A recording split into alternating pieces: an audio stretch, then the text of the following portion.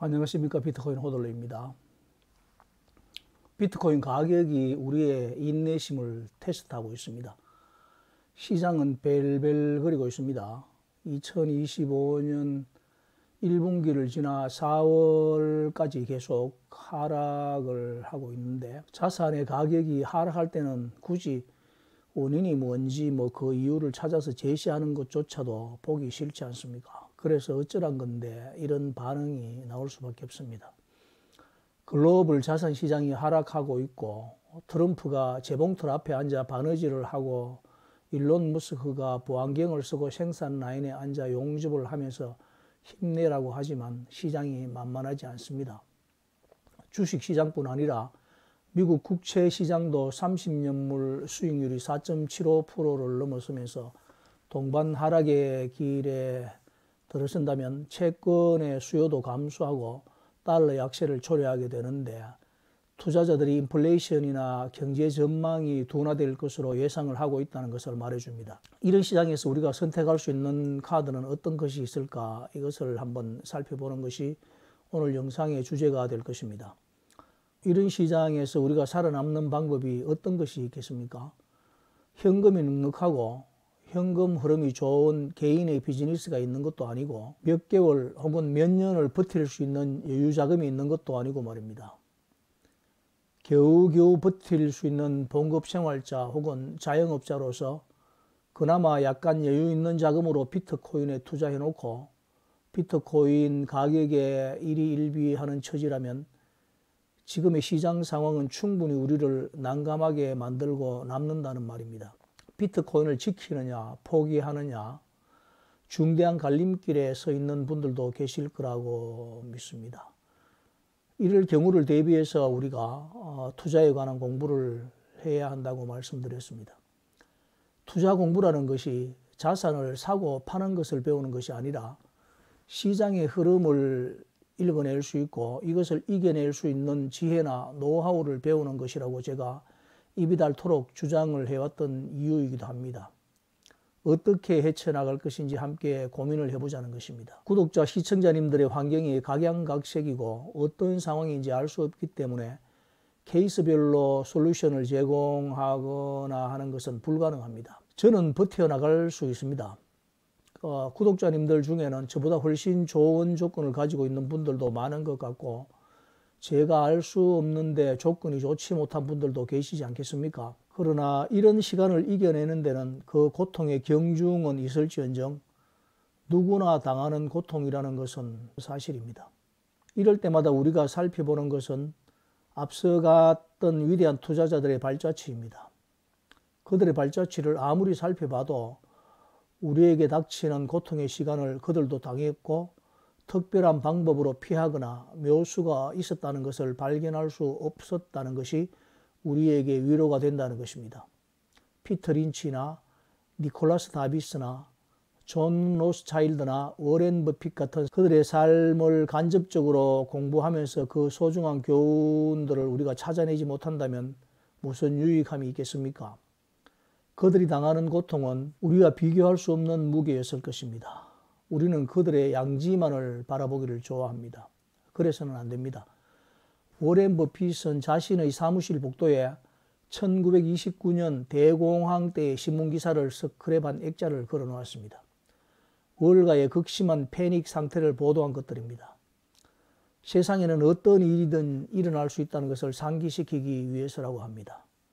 2008년 경제위기 때입니다. 세상이 정말 엉망이 되었을 때, 앞으로 세상이 당분간 엉망일 테지만 결국 다시 나아질 테니 걱정하지 마시라. 그리고 미국 주식을 사라. 이렇게 뉴욕타임즈에 오피니언 글을 하나 기고하기도 했습니다.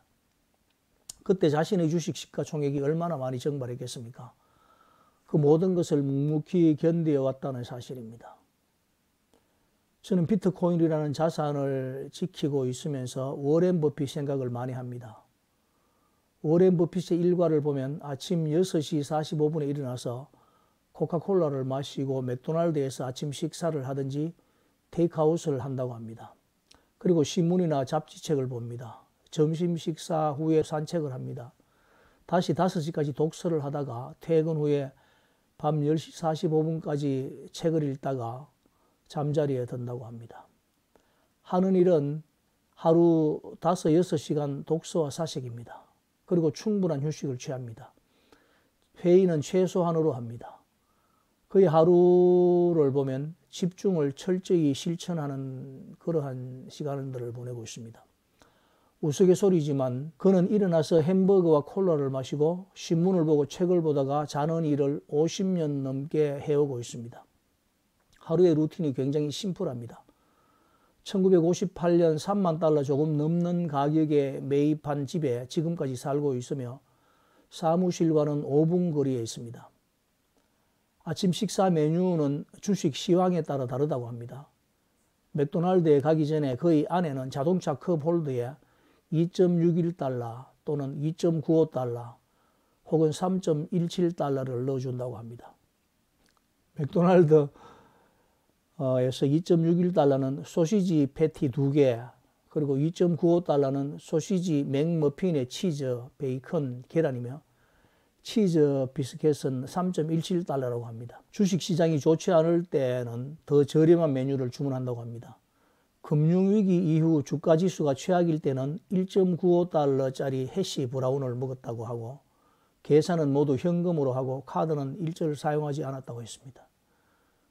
워렌 버핏이 햄버거를 먹어야 할 만큼 형편이 어려운 것은 아니지 않겠습니까? 그의 마음가짐을 우리가 보자는 것입니다.